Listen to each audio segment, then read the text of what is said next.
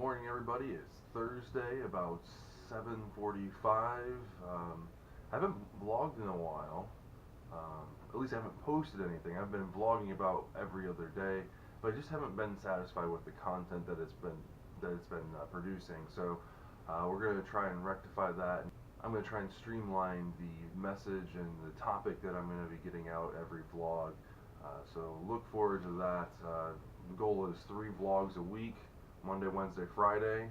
I know today's Thursday, but I wanted to get you guys a piece of content this week. So let's go ahead and jump into our day.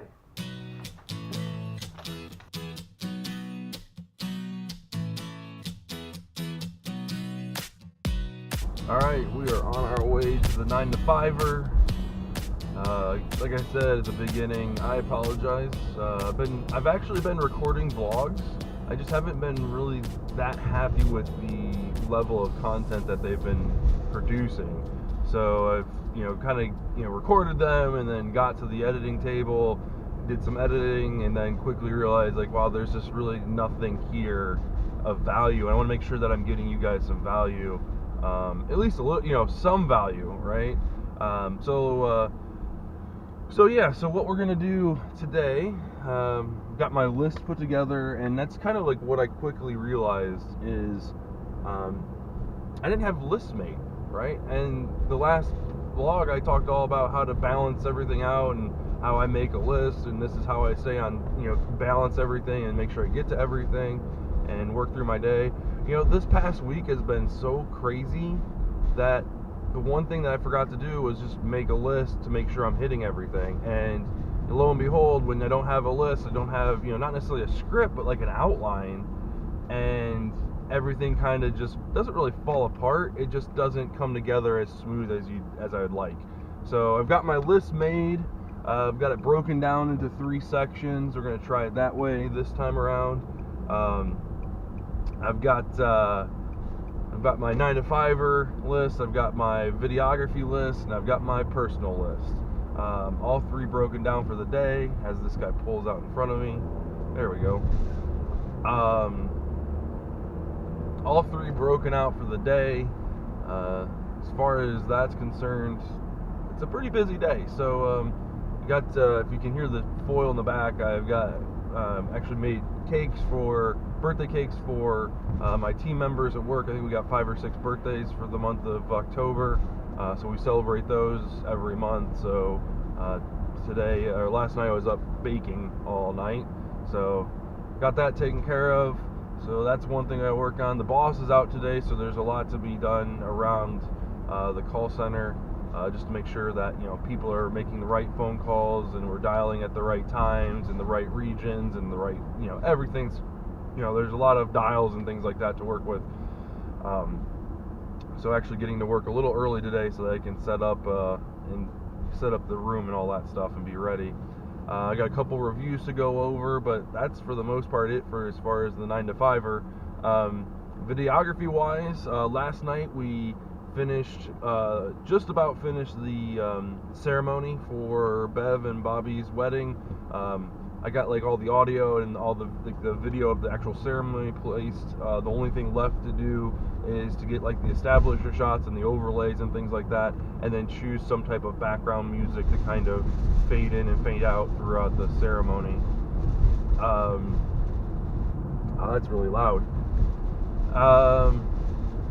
So that's pretty much the videography portion. I do need to contact 2 of my potential brides and try and win them over, get them to sign their agreements, and win some more work. So as far as today's topic goes, I want to talk about customer experience. So especially when you're first starting out, you've got huge opportunity to really kind of wow your customers, right? Because you're first starting out, so most likely your pricing in my case, is lower than normal. In my case, I know what my 2019 pricing is going to be, and I've kind of positioned my 2018 as half off, right? So if you book with me to this year in 2018, even if your wedding is in 2019, which most of them are now, you're going to get half off pricing. Whereas if you wait till January 1st and book with me, you're going to pay full pricing. So it's kind of like an introductory offer kind of thing. And that's kind of what people really look at is pricing, and they want to know like what are they going to get and all that stuff, which kind of leads me into the next part is setting expectations. Setting expectations is huge.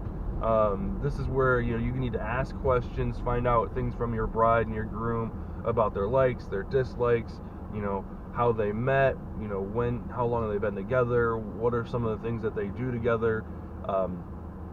It really, not only does it set an expectation for your thoroughness, but it also sets an expectation for what they can expect, the quality that they can expect from you in your video. Then, after setting those expectations, exceed those expectations, right? So when you're talking to your bride and you're finding out when she's getting, doing makeup and hair, and when the groom's getting ready and all that stuff, and they're like, okay, you could probably get there about 1:30, and you'll catch me getting, finishing my dress and getting hair and makeup and all that on. Get there earlier. Get establishing shots of the ceremony venue before anybody's there. Because it will look so much better, sound so much better when you come up to the bride at 1:30 like you agreed, and she's like, okay, well, go ahead and get some shots around here, and you can say, well, I've already been to the venue, I've got got the shots that I need, so all I really need to do is just finish your dress and finish your hair and makeup and things like that, and then we're good to go, so that you're not only on schedule but ahead of schedule. Because a lot of times you're looking at, there's so many different cogs in the machine that if one gets set offset, then they're all offset, and now you're pushing back dinner, and now you're pushing back pictures, and now you're pushing back the introduction and dancing, and that it's just kind of like a domino effect. So if you can do everything you can to get your stuff as much as you can get done ahead of time, that looks so much better than saying, well, I need 20-25 minutes of your time. I know you're running 30 minutes late, but I still need my 25 minutes to get the shots that I need. No. Figure out when they want you there, and then be there earlier. Get there earlier, get what you need. You don't need the bride, you don't need the groom there for taking shots of centerpieces and flowers and decorations and the church details and the finer details, like the stagnant things. You don't need them there for that. So set expectations, exceed those expectations, and then deliver on what you promised.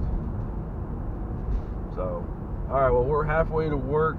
Let's go ahead and enjoy this beautiful Thursday.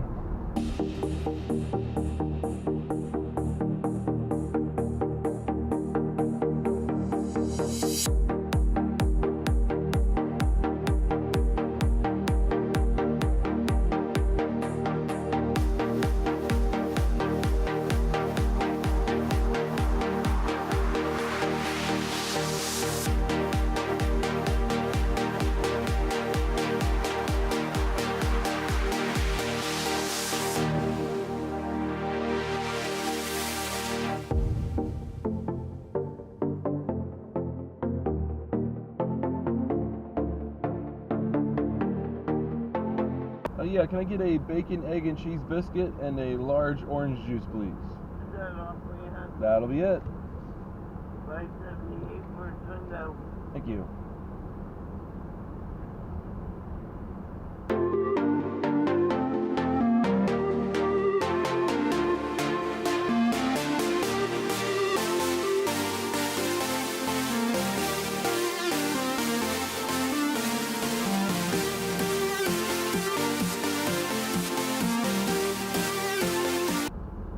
So, little bit of a guilty pleasure of mine, McDonald's orange juice. And I know it's probably not even orange juice.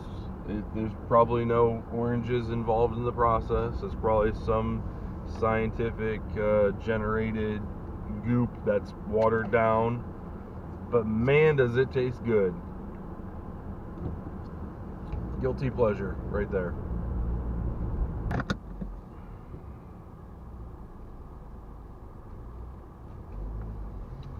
Alright, 9 to 5er is done. Cake went over well. Actually, I had quite a bit left over, so I think 4 cakes is just about enough for my team of 60. But they all enjoyed it. Went over really well. So anyway, I'm gonna run home real quick. We got soccer practice in about 50 minutes. I'm gonna get changed, put on my my outside shoes so I don't get my good sneakers dirty, and then go run these guys like crazy. Last soccer practice of the year. I got 2 tournament games on Sunday, and then the championship game two tournament games on Saturday, and then championship game on Sunday. So if we win, we keep playing. So 3 more games total, 1 practice today, and have some fun with them, and yeah, go from there. So